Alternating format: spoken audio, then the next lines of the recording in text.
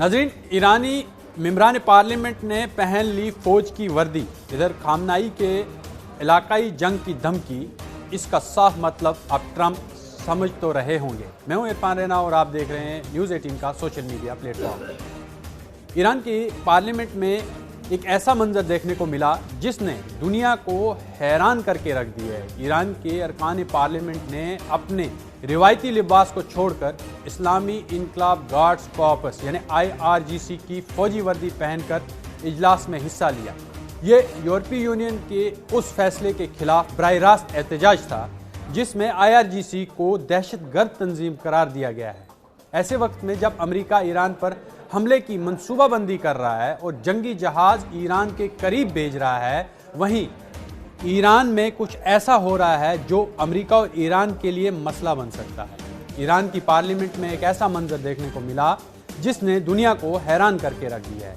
Iran के अरकान parliament ने अपने रिवायती जो लिबास है उसको छोड़कर इस्लामी इनकलाब गार्ड कॉर्प्स की फौजी वर्दी पहनकर इजलास में हिस्सा लिया। ये यूरोपीय यूनियन के उस फैसले के खिलाफ बराह रास्त एहतजाज था जिसमें IRGC को दहशतगर्द तंजीम करार दिया गया।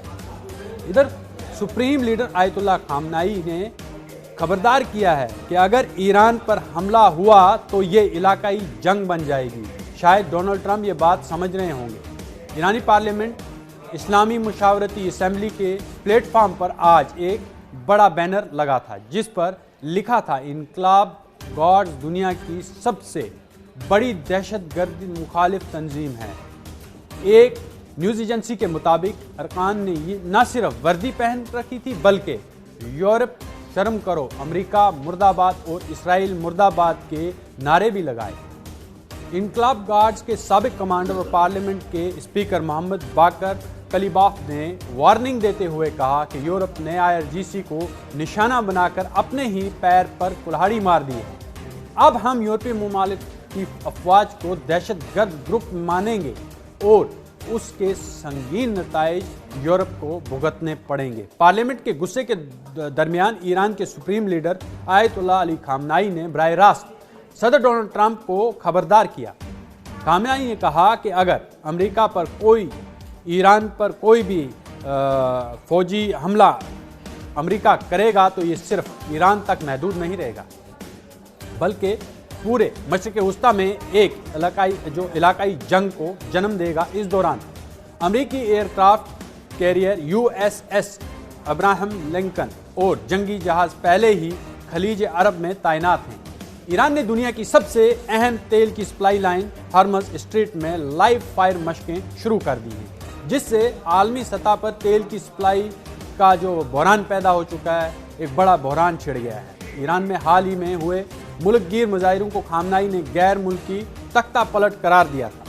इंसानी हकूक़ की एजेंसियों के मुताबिक इन मुजाहिरों के दौरान अब तक 49,500 से ज़ायद अफराद गिरफ्तार किए जा चुके हैं और 6,700 से ज़ायद अफराद हलाक हुए हैं। ट्रंप ने पहले ही खबरदार किया था कि मुजाहिरीन के इज्तिमाई फांसियों पर अमेरिका जो है वो सख्त रद्द-ए-अमल देगा और ये अमेरिका के लिए एक रेड लाइन होगी जिसे अबूर करने पर फौजी कार्रवाई की जा सकती है। दूसरी जानब फ्लोरिडा जाते वक्त सहाफ़ियों से गुफ्तगू करते वक्त डोनाल्ड ट्रंप ने एतदाल से कहा कि ईरान जो है वो संजीदगी से बैकडोर मुज़ाकरात कर रहा है। ट्रंप चाहते हैं कि ईरान अपने जौहरी प्रोग्राम पर एक तसल्ली बख्श माहिदा करे, लेकिन जून में इजराइल की तरफ से ईरान के 3 जौहरी ठिकानों पर बमबारी के बाद तेहरान का रवैया मजीद सख्त हो गया है।